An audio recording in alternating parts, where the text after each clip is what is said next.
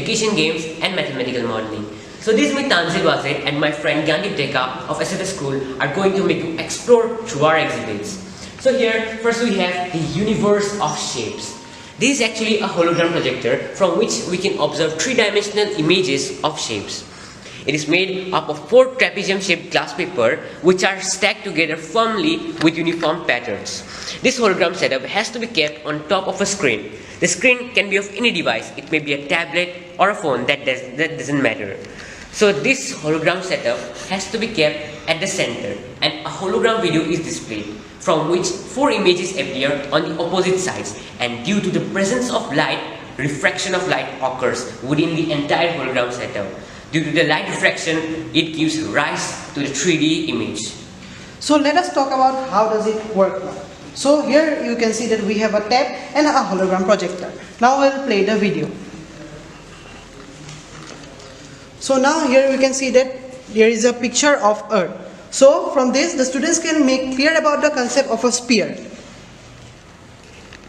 So now it is a cube. Here you can see. So the students can make difference between a square and a cube as it comes in a 3-dimensional view.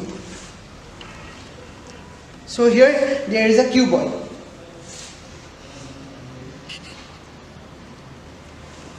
So in this manner we can show various shapes through which the students can clear their concept on the differentiation between a square and a cube, or a rectangle and a cuboid, or a triangle and a cone. So going to our next model, that is a circle, which will be presented by Tanzil.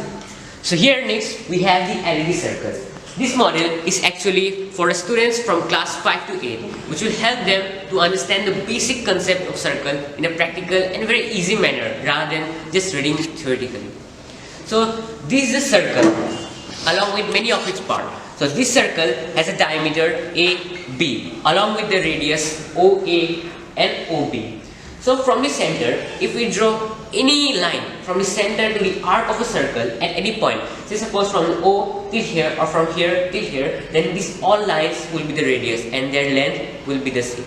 The diameter of a circle divides it into 2 equal parts which are known as semicircle. Here this whole part is a semicircle and this whole part is a semicircle which are congruent to each other. Next, moving on to the arc of a circle. A continuous piece of a circle is called the arc of a circle.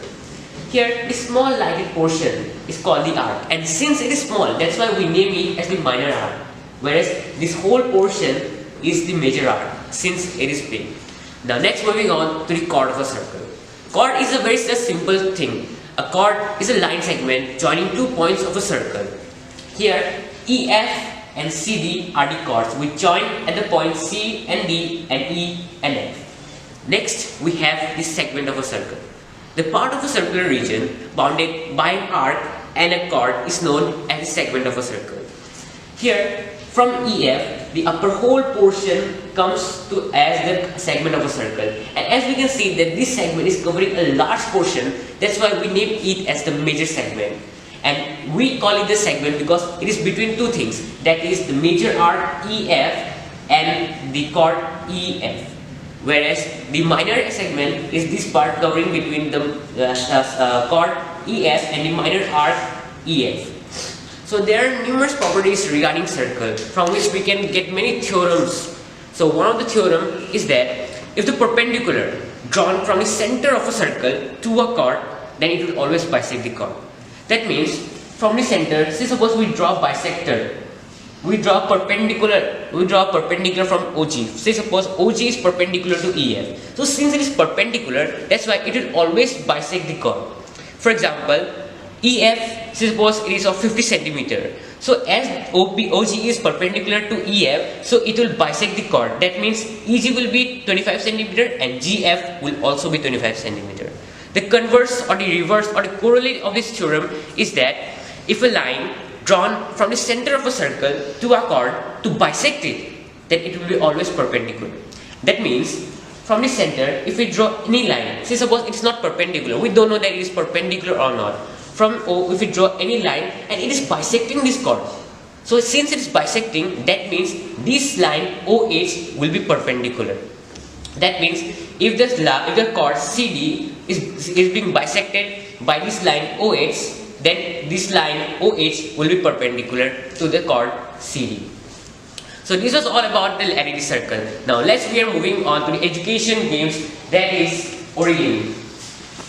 So, as we are talking about the origami, actually we are talking all about mathematical modeling. So, mathematical modeling refers to the shapes. Now, what is the origami actually? So, origami is the art of paper folding, which is often associated with the culture of Japan.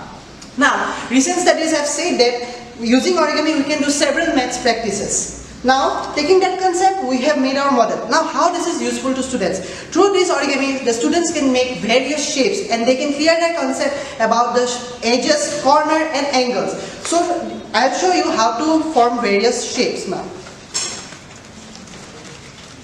So, as students can fold this, now see, it forms another shape. So, Tansir, can you count the edges of this? Yeah, 6. So like that, the teacher can show them and they can ask that how many edges are there. And the more the shapes are complex and complicated, they will clear their concept on edges, vertices and angles.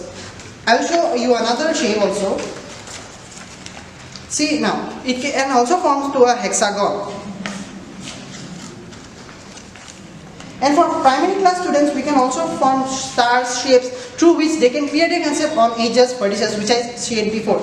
Now, it is not that we can only use it for primary classes, but we can also use it for class 9 students to explain a theorem. As we get a theorem that the diagonal of a parallelogram divides into two equal triangles. Now, as you can see, this is a parallelogram, and this is the diagonal. As according to the theorem, the diagonal of a parallelogram divides into two equal congruent triangles. Now, this is a diagonal, we'll try to divide it. Now, you can see that there are two equal triangles.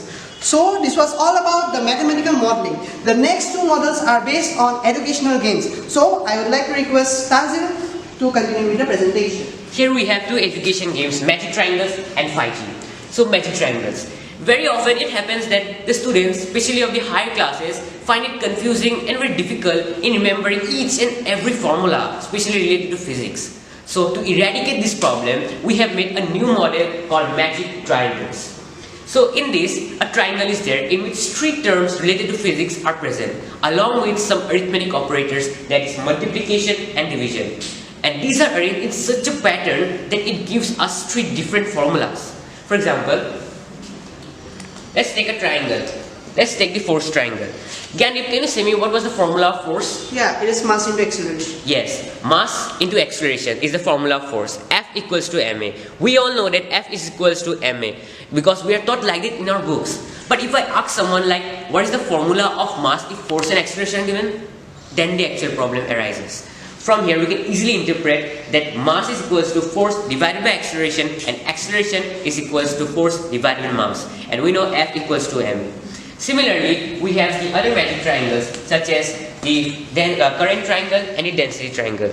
There are total 8 such magic triangles. And if the students will learn these 8 magic triangles, then I can surely say that they won't find any difficulty in deriving the formulas of physics. So next, last but not the least, we have the last education games, 5G, which will be explained by Gandhi. So, taking that same concept of magic triangle, we have another game that is 5G. Now, what is 5G actually is? So, 5G is physics genius. So, as the students find problem in modifying the formula, here we have another game. So, how to play this game? So, Tanzil, can you say the normal formula of potential energy? Yes, mgh. But yes, that is correct, mgh. But now, when in a question, if it is given that potential energy is given, mass is given and height is given. Now they need to find acceleration due to gravity. The students get confused as how to find it. Now that's very simple. That here we need to see that mass and height is given and potential energy is given. So only acceleration due to gravity is not given. The term which is not given, we need to place it to the lower box. Now, mass and height is given. So as we know that right hand side always move to the left hand side. And as it is in a multiplication form, it will be moved to divided form. So it will move to the lower box. So, which means that potential energy divided by mass into height will give us acceleration due to the gravity. I will show you another one. Now here we can see power is equal to work done per time taken. But if it is asked that a person used a dash power to use means in this time. So find the work done. Now how they will find? As it is in a divided form, from the right hand side it will move to the left hand side, which means time taken into power is equal to work done. So in this way the students can clear their concept on modifying the formula, and according to students' point of view, they find physics as the most boring and the hardest subject than mathematics. So the main aim of making these two games is to make this physics the interesting and the most easiest subject than mathematics. So with this presentation we want to close our presentation, which is based on educational games and mathematical modeling. Thank you.